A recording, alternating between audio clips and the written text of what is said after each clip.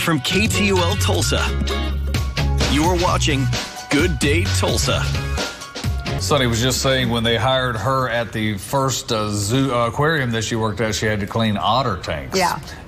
You may not know this, but June is National Zoo and Aquarium Month, and we have great options here in Tulsa. But also, there's so much to know about the history of them. You know, it ought to be fun, but it's not fun. It's just, yeah. Join us here to share some knowledge is celebrity historian Raffi Andonian. I love it when you come in, and normally you are in a pink bow tie, and I'm in pink today, and so you picked today. This time I'm representing my zoo roots. Okay. So it says seniors 2002 because I graduated high school in 2002 from a high school called the Zoo Magnet, which is in LA, where I grew up in Los Angeles.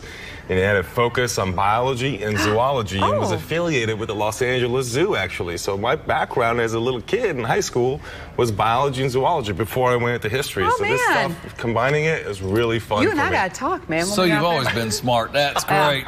Now tell me, when did zoos become a thing? I mean, and how? I mean, historically, having animals captive has been going back more than 4,000 years. Wow. They call them actually a menagerie when the elites of society would hold them as a private collection. Actually, think about the Glass Menagerie by Tennessee Williams. Right, you know, right. the little glass animals that the main character is like polishing all the time. That's what that menagerie idea kind of is drawing upon. But zoos, as we know it, starts more recently in the era of the Enlightenment, the era of the Founding Fathers in the 18th century. So compared to thousands of years ago, it's more recent. So, for example, what you have in the 1790s is kind of one of the first zoos in Paris, which is still there, which is after they captured the menagerie of the royalty whose head they chopped off, and they made it more public to the zoo. This is in the era of George Washington as president of the United States. So it gives you an idea, because in that period, there's this curiosity into science and asking a lot of questions. So that's when they start to go from that menagerie private collection to public zoos. And the first zoos were not great places for the animals, sadly. Certainly Probably not. All right, not.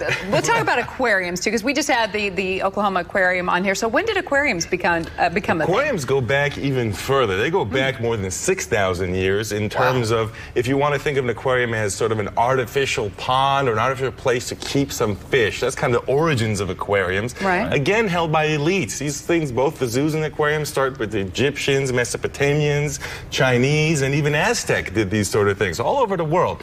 Yeah. But the aquariums are more recent, as we recognize it. It's more in the middle 19th century, so about 100 years after we have zoos. And that starts originally in London, the first one. And then P.T. Barnum, the big circus guy in that same period here in the U.S., he circulates aquariums on wheels as part of his circus activity at some point. He even opens one up in New York City.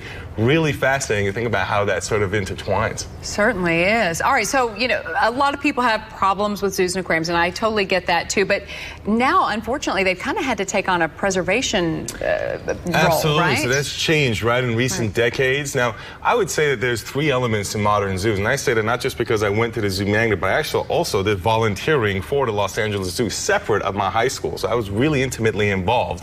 And a couple of things that I noticed is that there's three kind of elements to these, right? Research, which is always there from the Enlightenment. They were curious to see animals up close. Remember, science is what's kind of started this curiosity. Sure. But the two new elements are conservation, which also includes the landscape, because instead of being in cages, now they're in their natural habitat. And so being in that natural habitat, a lot of times you see these zoos also be botanical gardens and other things. So they're conserving also the landscape. And of course, breeding, especially of endangered animals. The California condor was one that was being done when I was at the LA Zoo. You see it all the time, and often reintroducing them into the wild because these are endangered species. And so what you see is that triple objective of research, conservation, and breeding of these endangered animals. And so, you know, the notion of how they're used has evolved and continued, though it still has that science root. And of course, you have some great local examples here in Tulsa with the Tulsa Zoo and the Oklahoma Aquarium. Well, let me tell you, that's what happens when you have 3 masters and all kind of other degrees. That's when you are a celebrity historian, Raffi Andonian. Now, all the information on Raffi is available for you at celebrityhistorian.com, where you can also find out about his books and everything else that he's involved, because he's a very sharp dude. And you can visit the Tulsa Zoo and Oklahoma Aquarium for all the information for those cats. Just go to tulsazoo.org or okaquarium.org. Man, I always learn something when he's there. All right.